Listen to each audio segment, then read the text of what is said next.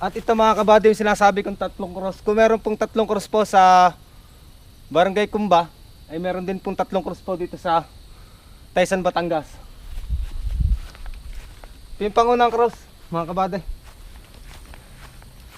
Ito yung padalawa.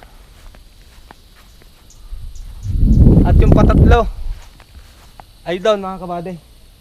Pupuntahan natin yon. Siguro dito ang daanan mga kabady. Dito tayo. Ang ganda pala mga kabady ng view dito pagdating dito sa pangatlong cross. Ito yung pangatlong cross na sinasabi ko mga kabady.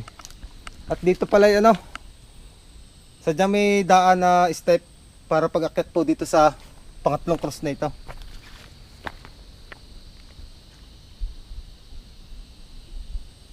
Yan mga kabady.